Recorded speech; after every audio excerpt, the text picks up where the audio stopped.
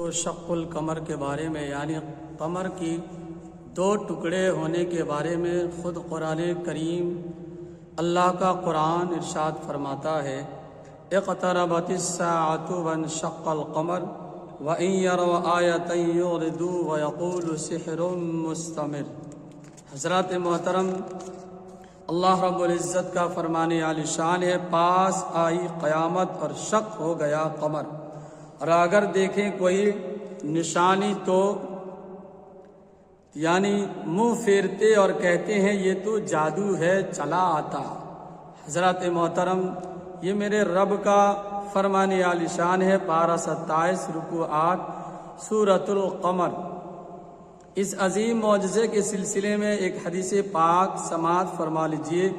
حضرت مسعود رضی اللہ تعالیٰ عنہ سے روایت ہے کہ انہوں نے فرمایا رسول کریم صلی اللہ تعالیٰ علیہ وسلم کے زمانہ مبارک میں جادو یعنی چاند دو ٹکڑے ہو گیا۔ جادو نہیں بلکہ زمانہ مبارک میں چاند دو ٹکڑے ہو گیا، ایک ٹکڑا پہاڑ سے اوپر تھا اور دوسرا ٹکڑا اس کے نیچے۔ مشکات شریف حدیث نمبر 524۔ آپ ملاحظہ فرمائیں، سبحان اللہ سبحان اللہ۔ مختار کائنات صلی اللہ تعالی علیہ وسلم نے فرمایا بول تیرا دوسرا سوال کیا ہے؟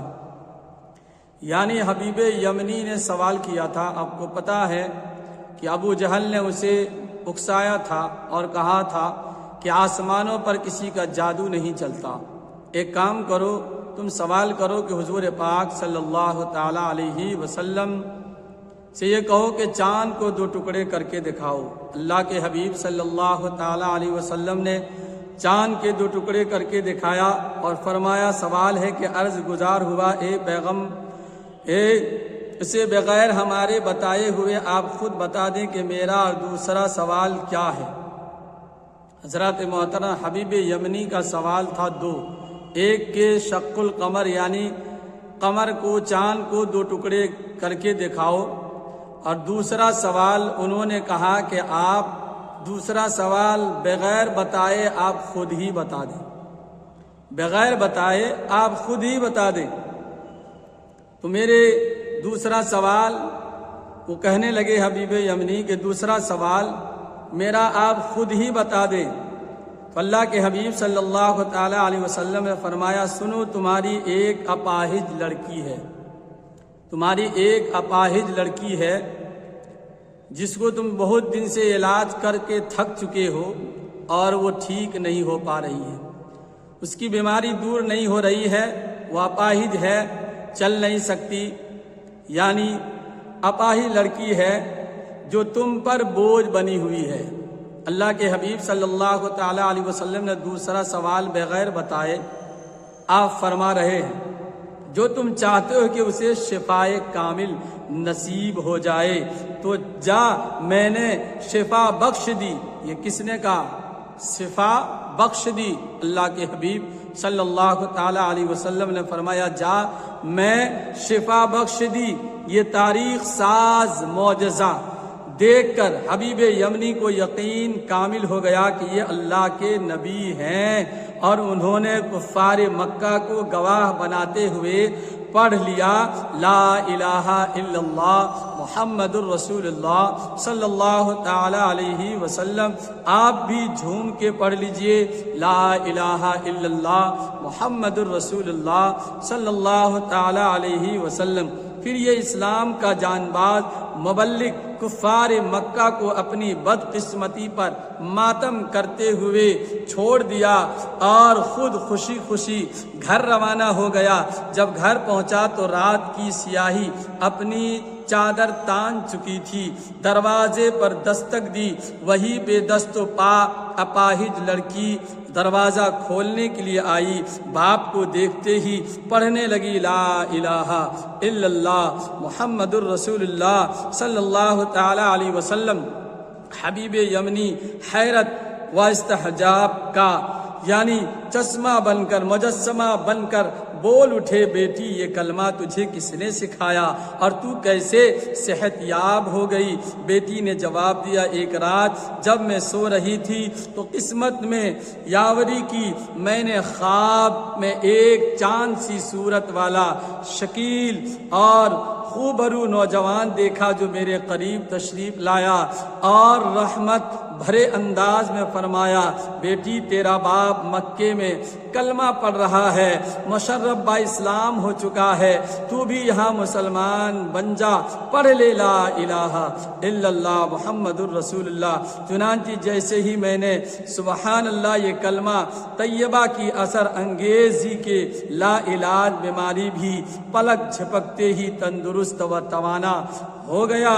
اللہم صلی علی سیدنا مولانا محمد بارک وسلم، صلو علیہ صلاۃ و سلام علیک یا رسول اللہ صلی اللہ تعالی علیہ وسلم۔ تو حضرات، اب آپ ایک تاریخی معلوماتی اور یعنی آمیز باتیں بھی سماعت کر لیں کہ جس وقت سرکار مدینہ صلی اللہ تعالی علیہ وسلم نے چاند کو انگلی کے اشارے سے 2 ٹکڑے فرمایا تو اس وقت رات کا کتنا بج رہا تھا؟ تو جواب سنیں، اس وقت عرب میں رات کا 9 بج رہا تھا، اس وقت رات کا 9 بج رہا تھا، اور اس وقت ہندوستان میں رات کا 12 بج کر یعنی 50 منٹ ہو رہا تھا۔ اور یہ بھی ذہن نشی کرتے چلیں کہ معجزہ شق القمر یعنی چاند کے 2 ٹکڑے ہونے کو بھارت میں بھی کسی نے دیکھا تھا یا نہیں؟ بھارت میں بھی چاند کو 2 ٹکڑے ہوتے ہوئے کسی نے دیکھا تھا کہ نہیں دیکھا تھا؟ آپ ملاحظہ فرمائیں تو سیرت رسول یعنی ضیاء النبی صلی اللہ تعالی علیہ وسلم خطبات مدارس کے حوالے سے لکھا ہے کہ مالا بار کے راجا نے اپنی آنکھوں سے یہ منظر دیکھا تھا۔ اور تواریخ حبیب اللہ میں تو تواریخ فضلی کے حوالے سے مرقوم ہے کہ ہندوستان کے ایک راجا نے اپنے محل سے چاند کو 2 ٹکڑے ہوتے ہوئے دیکھا۔ اس سلسلے میں اس نے اپنے پنڈتوں سے پوچھا تو انہوں نے بتایا کہ یہ معجزہ نبی آخر الزمان صلی اللہ تعالی علیہ وسلم کا ہوگا۔ اس نے رسول کریم صلی اللہ علیہ وسلم کی خدمت میں الیچی بھیجا اور مسلمان ہو گیا، اس کا نام عبداللہ رکھا گیا۔ جو بھارت میں جو راجا تھے یعنی انہوں نے تلاش کرتے کرتے حضور پاک صلی اللہ تعالی علیہ وسلم کے بارگاہ تک پہنچ گیا اور وہ جا کر کے مسلمان ہو گیا، اس کا نام عبداللہ رکھا گیا۔ سوانح الحرمین میں بھی ہے یہ قصہ مذکور ہے کہ لکھا ہے کہ وہ شہر دھار کا راجا تھا، شہر کے کنارے اس کی قبر ہے، اور کتاب ذکر جمیل اور تواریخ فرشتہ میں ہے کہ وہ ہندوستان کے مالابار کا راجا بھوج تھا، جس کے مسلمان ہونے کا سبب یہ عظیم الشان واقعہ بنا۔ اللہ عالم بالصواب۔ علامہ اقبال کہتے ہیں، پن جائے حق می شود ما از انگشت او شک می شود۔ اور مداح رسول فرحت صابری نے کہا تھا، ایک سورج کا فرانہ دوسرا شق القمر، ایک سورج کا فرانہ دوسرا شق القمر، معجزے سرکار کے دونوں بہت مشہور ہیں، معجزے سرکار کے صلی اللہ تعالی علیہ وسلم کے بہت مشہور ہیں۔ حضرات محترم، میں آپ کو بتاتا چلوں کہ بار یعنی بابا رتن ہندی جو قابل ذکر بزرگوں اور دوستوں معجزہ شق القمر کی روایت کا واقعہ حاجی رتن ہندی سے بھی منسوب ہے۔ آپ ایک معمر بزرگ ہیں، بعض روایت کے مطابق آپ 600 سال باحیات رہے۔ حاجی رتن ہندی رحمت اللہ تعالی علیہ سرزمین یعنی بھنڈارا راجستھان پر یعنی 632 ہجری میں وصال فرمائے۔ معجزہ شق القمر کی روایت کا واقعہ جس کے راوی خود حاجی رتن ہندی ہیں، اس طرح بیان کرتے ہیں کہ ایک شب میں اپنے گھر کے صحن میں بیٹھا ہوا تھا اور 14ویں رات کا چاند اپنی تابندگی اور درخشندگی کے ساتھ چمک رہا تھا، اچانک چاند 2 ٹکڑے ہو گیا، ایک ٹکڑا مغرب اور دوسرا ٹکڑا مشرق کی جانب چھپ گیا۔ رات تاریک ہو گئی، اندھیرا چھا گیا، تھوڑی دیر کے بعد دونوں ٹکڑے آپس میں مل گئے، چاند پھر اسی طرح چمکنے لگا۔ حضرات محترم، لیکن علماء محققین کے نزدیک ان کی صحابیت ہی مشکوک ہے، تو ان کی رویت یعنی روایت کہاں تک درست ہوگی؟ اللہ و رسولہ عالم بالصواب۔ انداز بیاں گرچہ بہت شوخ نہیں ہے، انداز بیاں گرچہ بہت شوخ نہیں ہے، شاید کہ اتر جائے تیرے دل میں میری بات، شاید کہ اتر جائے تیرے دل میں میری بات۔ تو حضرات محترم، اس طرح کے بہت سے ایسے لوگ ہیں، یعنی کبیر داس، نام تو آپ نے سنا ہوگا کہ کبیر داس بھی اپنے وقت کے بہت علم والے تھے، جاننے والے تھے۔ اب آئیے پھر اصل موضوع کی طرف، ایک یعنی کبیر داس جی کا دوہا سماعت فرمائیے۔ آج سے تقریباً 600 سال پہلے یعنی 1518 عیسوی میں مرتیو پراپت کیے، انہوں نے بھی واقعہ معراج کو اس طرح بیان کیا ہے: نب کا در کھلا نہیں، نبی گئے اوہ پار۔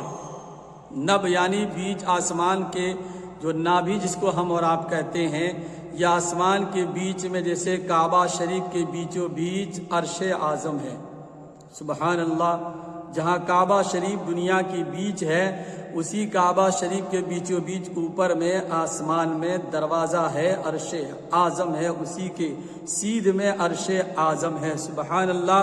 یہ کبیر داس لکھتے ہیں: نب کا در کھلا نہیں، نبی گئے اوہ پار، جیسے جھچ جھچ ماں نکل آتا وہ پار۔ یعنی بظاہر آسمان کا دروازہ کھلا نہیں اور نبی کریم صلی اللہ تعالیٰ علیہ وسلم ساتوں آسمان سے گزر کر سدرۃ المنتہا پہنچ گئے، اور وہاں سے لامکاں پہنچ کر خدائے پاک کا دیدار کر کے تشریف لے آئے۔